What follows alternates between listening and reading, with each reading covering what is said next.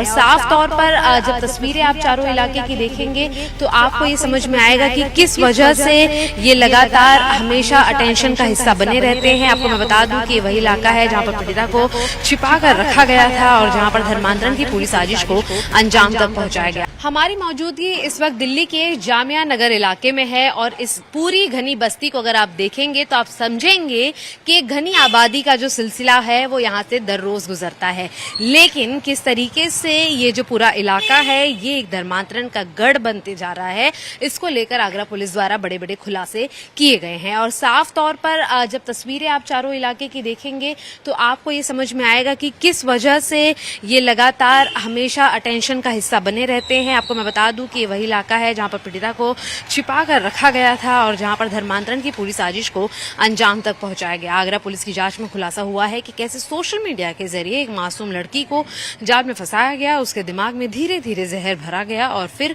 उसकी पूरी जिंदगी को अंधेरे में धकेल दिया गया। आपको मैं दिखाते चलूं कि जब आप ये पूरा इलाका देखेंगे तो यहाँ पर कई इलाकों के अंदर जो है वो लोग रेंट पर लोगों को घर देते हैं या फिर टेनेंट्स को रखते हैं, लेकिन महिला हॉस्टल जो है वो इस बार जो है चर्चा का विषय बना हुआ है। और आपको जब अशोक तस्वीरें यहाँ पर दिखा रहे हैं तो आप समझेंगे कि इस बिजली के तारों में जो गलियां छुपी हैं वो किस तरीके से इस्तेमाल की जाती हैं। आपको बता दें कि साल 2019 में जुनैद नाम के आरोपी ने इस साजिश का हिस्सा बना, पीड़िता को फेसबुक पर ट्रैक किया, रिवर्टेड इस्लाम जैसे ग्रुप में उसको जोड़ा गया और फिर इस्लाम के प्रचार वाले वीडियोज भेजे गए। धीरे धीरे उसे मानसिक रूप से तैयार किया गया, नमाज सिखाई गई, कलमा पढ़वाया गया। लेकिन अगर अब हम पूरे इस इलाके की बात करते चलें तो साफ तौर पर आप देखेंगे कि जब घनी आबादी में लोग यहाँ रहते हैं, रहवासी रहते हैं, छोटे बड़े व्यापार करते हैं, तो साफ तौर पर आइडेंटिफिकेशन जो है वो एक बहुत बड़ा चैलेंज बनकर सामने उभरता है किसी भी सरकार के लिए, आसपास के लोगों के लिए या फिर प्रशासन के लिए। और इसीलिए ऐसी जगहों को खासतौर पर चुना जाता है, देखा जाता है जहां पर लगातार कई सवालिया निशान आम मर्रा की जिंदगी में हैं ही, वहीं दूसरी तरफ ऐसे जो अहम मुद्दे हैं वो एक बहुत बड़े सवालिया निशान के साथ उभरते हैं। फिलहाल एक बार फिर से आपको अशोक जो है इस पूरे इलाके की सूरत हाल, पूरी तस्वीर को दिखाएंगे, बताएंगे कि यहाँ पर क्या कुछ होता था। और साफ तौर पर जामिया नगर के हॉस्टल के अंदर पीड़िता को यह करके रखा गया था कि वह यहाँ पर पढ़ाई करने आई है, लेकिन हकीकत यह है कि हॉस्टल की दीवारों के अंदर उसे धर्मांतरण की ट्रेनिंग दी जाती थी।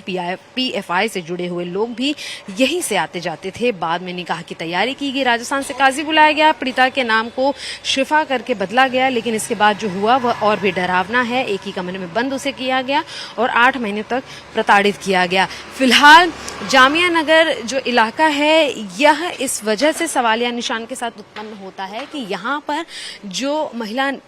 हॉस्टल है जिसके अंदर इस पूरे धर्मांतरण की ट्रेनिंग को पूरा किया जा रहा है, जिसके अंदर महिलाओं को रखा जा रहा है, उन्हें प्रताड़ित किया जा रहा है, शोषण उनका किया जा रहा है, तो क्या जामिया नगर एक आम रहवासी इलाका है या धर्मांतरण के लिए ईजी स्पॉट जहां पर आसानी से लड़कियों को रखा जाए, उन्हें मैनिपुलेट किया जाए और साफ तौर पर अपनी धर्मांतरण की इस साजिश को बेनकाब करते हुए रंग में लाया जाए। अशोक के साथ शिवानी मिश्रा, टाइम्स ऑफ भारत के लिए, दिल्ली से।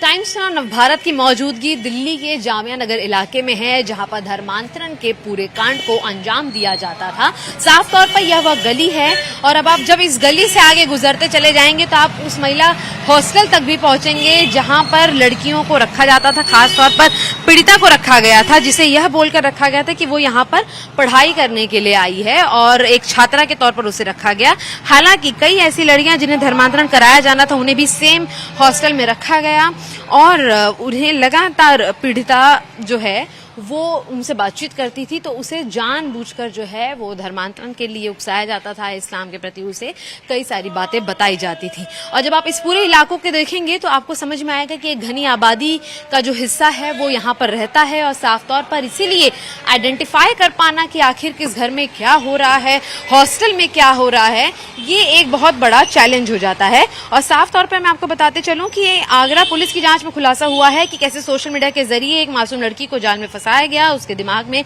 धीरे धीरे जहर भरा गया और फिर उसकी पूरी जिंदगी को अंधेरे में ढकेल दिया गया। आपको मैं बता दूं कि इसी गलियों से उसे यहाँ पर लाया गया था और उसके बाद मैं आपको ये भी बताते चलूं कि जब उसे यहाँ लाया गया तो उसे एक छात्रा बताकर लाया गया, क्योंकि वो यहाँ पर पढ़ाई लिखाई करने के लिए आई है, लेकिन उसके बाद जो भी छात्राएं उस हॉस्टल में रहती थी वो उसे मैनिपुलेट करती थी, वो बताती थी कि कैसे जो धर्मांतरण है वो करना जरूरी है, उसका मोटिव क्या है, एजेंडा क्या है, उसे कलमा पढ़ाना सिखाया गया, सब कुछ सिखाया गया। लेकिन जो इस बीच में सबसे महत्वपूर्ण तस्वीर है वह है उस हॉस्टल की, उस गली की, जहां पर इस पूरे धर्मांतरण के कांड को अंजाम दिया जाता था। एक बार दोबारा अशोक आपको उस गली का मंजर दिखाएंगे जहां पर ये पूरा जो हॉस्टल है ये तैनात है। और आपको मैं बताते चलूं कि जामिया नगर के इस हॉस्टल में पीड़िता को,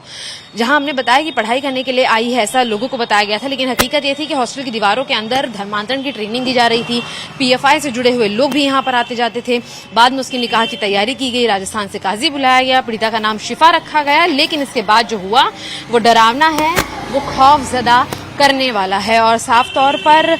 उसे कमरे में फिर बंद किया गया। निकाह करने के बाद उसे 8 महीने तक लगातार प्रताड़ित किया गया। अब जुनैद अब्दुल रहमान और उसके बेटे पुलिस की रिमांड में हैं। इनकी रिमांड मांगी जा रही है कोर्ट में पेश होकर। लेकिन जामिया नगर अब सिर्फ एक इलाका नहीं, धर्मांतरण के इस बड़े नेटवर्क की एक अहम कड़ी बनकर उभरा है और इसीलिए सवालिया निशान खड़े होते हैं कि आखिर रहवासी इलाकों के अंदर, इन गलियों के अंदर किस तरीके से एक मॉडस ऑपरेंडी जो है वो ऑपरेट होती है, वो किस तरीके से काम करती है। और साफ तौर पर एक टारगेट जो है उसे यहाँ पर लाया जाता है, ट्रेन किया जाता है पूरी तरह से। जब वो फंस जाए तो उसे धर्मांतरित किया जाता है, शादी की जाती है और उसके बाद शुरू होता है प्रताड़नाओं का सिलसिला, जिसमें लड़कियों के पास अफसोस के अलावा कुछ नहीं